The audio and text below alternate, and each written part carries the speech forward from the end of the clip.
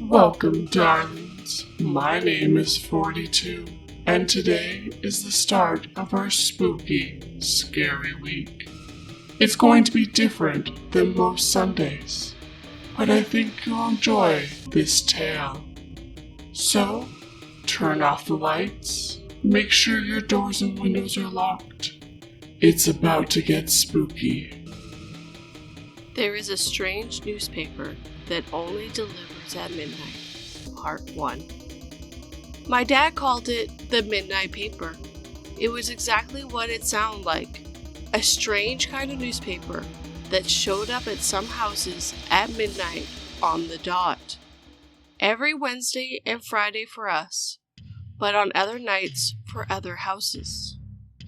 I loved hearing about it. We sit at his office, late at night, late for me at that age. But that's all I did, hear about it. I never saw one. He never told me any of the stories that were supposedly printed on it. So after a while, I lost interest, grew out of it, until now. After the funeral, I decided to stay at my parents' for a while, see to their bills, think about what to do with the mountain of personal belongings that absolutely nobody would want. It was Friday. Before I knew it, it was midnight. I stayed up in the office, poring over the pile of unpaid hospital bills, when I heard it. 3 knocks at the front door. I looked at my watch. Midnight. On the dot. Strange. I went to the front door, looked through the peephole. Nothing. No one. A series of likely scenarios ran through my mind. Maybe it was a kid playing ding-dong ditch. But then, why didn't they ring the doorbell? I unlocked the front door and pulled it open slowly. There, on the worn welcome mat, was a newspaper. At least, that's what it looked like to me. Slowly, tentatively, I picked it up with 2 fingers, like it was covered in something toxic. It was entirely black, both the paper and the string binding it into a roll. Then I made the worst mistake of my life. I took it inside. I sat in my dad's office with a knife from the kitchen. I used it to cut the knot on the black string, and the newspaper unrolled itself slowly. It was thin, really only 1 page in length. There, on the only page, written in blocky white letters, were the words, "The Midnight Paper." There was a headline on the page and a story written below it. Living and Dying on the Ledge, Urban Legend or Dangerous Social Media Challenge. You may not have heard of it, but your kids have. There's a strange building on the edge of town. It's about 15 stories tall, and its rooftop holds a terrifying secret. The tenants know the story all too well. Last December, a girl, whose name this publication has chosen not to publish, attempted to take her own life by jumping off the rooftop into the cold asphalt approximately 150 feet below.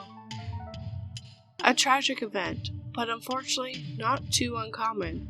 But if you believe the words in the online forum and instant messages, this was no ordinary suicide attempt. Not because of the circumstances leading up to it, but because of what happened when the girl climbed over the railing separating safe rooftop concrete and fatal plunge. As soon as the girl lifted 1 foot off the edge, something strange happened. A series of images bombarded her mind. It was her father crying in her bedroom, surrounded by his daughter's belongings. Then it was her funeral, all of her friends in suits and dresses, with grief and pain wrecking their faces. Then it was her own body, what was left of it, twisted and broken and bloated and covered in stitches, yet still crammed into a dress. The girl put her foot back on the edge, shocked out of her fatal decision. But then, for some reason, maybe to check if the images were only part of her imagination, she lifted her foot once more. The images came back, but this time they were different. It was her wearing a graduation gown. It was her in a college dorm. It was her with a boy. She hopped back over the railing and took the stairs down. The long way down. The safe way down.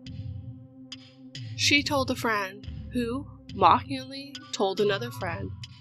That friend told a few others. You know the rest.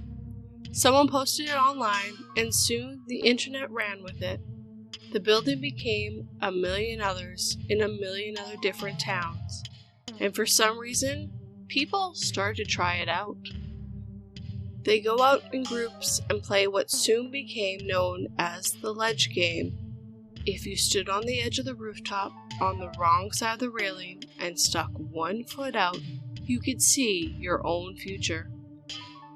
One such group decided to try the game out with disastrous consequences.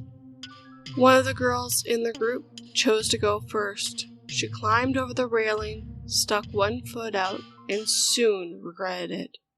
Her friend said she started screaming, her eyes wide and looking off into the distance as if seeing something horrifying. Then those eyes turned to look at her group of friends. She tried to grab one of them, as if trying to pull them over the railing with her, to take them with her as she fell. There was a funeral with crying friends and a closed casket, much like the first girl saw. Instead of dissuading other teens from trying this game out, the news soon became an urban legend in its own right, growing into an indispensable part of the original tale. But there's something many people can't stop thinking about. What did the girl see? Whatever it was bad enough for her to ignore the vision of her own funeral, of her own mangled body. Whatever it was bad enough for her to try to take her own friend's life too. Some people say it was to spare her a fate worse than death. Maybe we'll never know, or maybe, like in some versions of the story, we'll all know soon enough. Because the girl was pointing at the sky before she leapt, as if she could see something no one else could. That was the only story on the only page of the midnight paper. I want to know more, to know who wrote it, who published it, who delivered it.